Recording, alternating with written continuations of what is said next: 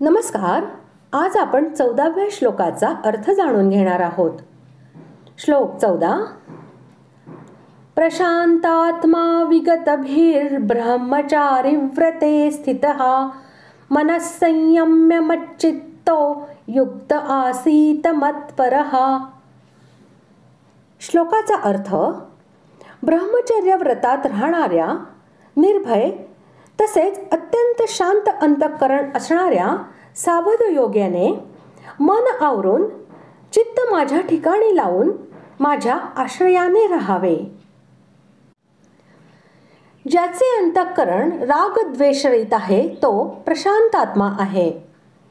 ज्याचा सांसारिक विशेषता प्राप्त करण्याचा, वृत्तीसिद्धी इत्यादी प्राप्त करण्याचा उद्देश नसून केवळ परमात्म प्राप्तीचाच दृढ उद्देश असतो, त्याचे रागद्वेष शिथिल होऊन समाप्त होतात. रागद्वेष नष्ट झाल्यावर आपोआप शांती प्राप्त होते, जी स्वतः सिद्ध आहे. तात्पर्य: संसाराच्या संबंधाच्या कारणानेच हर्ष, शोक, राग, द्वेष इत्यादी द्वंद्व येतात आणि याच द्वंद्वामुळे शांती भंग होते. जेव्हा हे द्वंद्व नष्ट होतात तेव्हा स्वतः सिद्ध शांती प्रकट होत असते.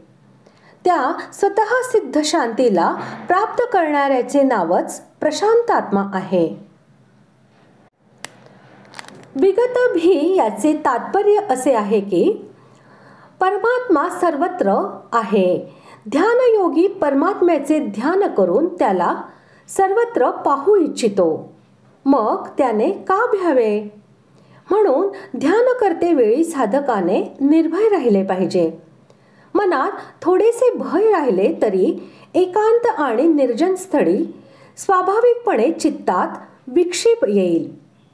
म्हणून साधकाने त्यावेळी मनामध्ये परमात्मा हा सर्व शक्तिमान आहे, तो सर्वव्यापी असल्याने तो येथेही नेहमीच आहे, तो असताना कोणत्याही गोष्टीचे भय नाही, अशी दृढ व सत्य धारणा केली पाहिजे.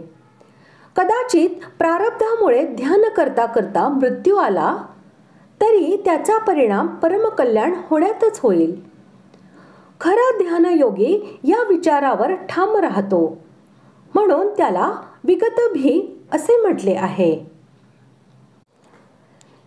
येथे ब्रह्मचारी व्रताचे तात्पर्य केवळ वीर्य रक्षणापुरतेच मर्यादित नाही, तर ब्रह्मचार्याच्या व्रताशी आहे.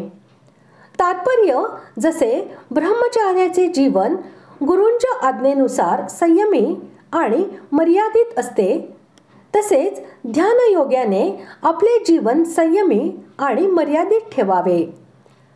जसे ब्रह्मचारी शब्द, स्पर्श, रूप, रस आणि गंध या 5 विषयापासून, तसेच मान, प्रतिष्ठा आणि शरीराच्या आरामापासून दूर राहत असतो, तसेच ध्यानयोग्यानेही उपर्युक्त 8 विषयापैकी कोणत्याही विषयाचे भोगबुद्धीने, रसबुद्धीने सेवन करू नये, तर निर्वाह बुद्धीनेच सेवन करावे.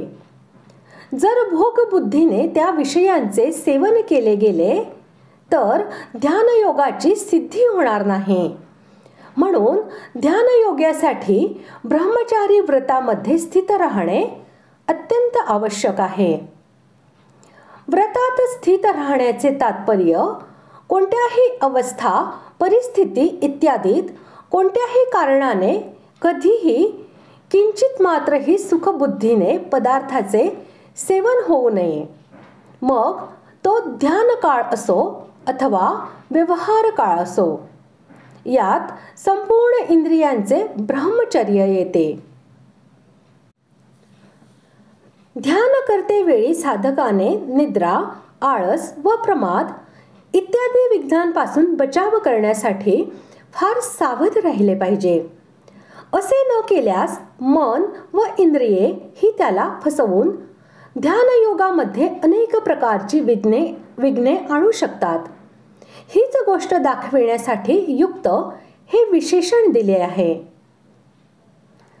एका जागी न थांबणे आणि थांबता थांबता जबरदस्तीने विषयांमध्ये निघून जाणे हा मनाचा स्वभाव आहे. या मनाला चांगल्या प्रकारे आवरल्याशिवाय ध्यानयोगाचे साधन घडू शकत नाही. म्हणून ध्यान करतेवेळी मनाला बाह्य विषयापासून चांगल्या प्रकारे दूर करून त्याला आपल्या ध्येयामध्ये पूर्णपणे निरुद्ध करणे म्हणजे भगवंतांशी तन्मय करून टाकणे म्हणजेच येथे मनाला आवरणे होय. मच्चित्त याचा आशय असा की ध्येय वस्तूमध्ये चित्ताच्या एकतान प्रवाहाचे नाव ध्यान होय. ती ध्येय वस्तू काय असावी हेच सांगण्यासाठी भगवंत म्हणत आहे की तू आपले चित्त माझ्यामध्ये लाव. ज्याच्याविषयी खरे प्रेम असते त्या वस्तूमध्ये चित्त सहजपणेच लागते.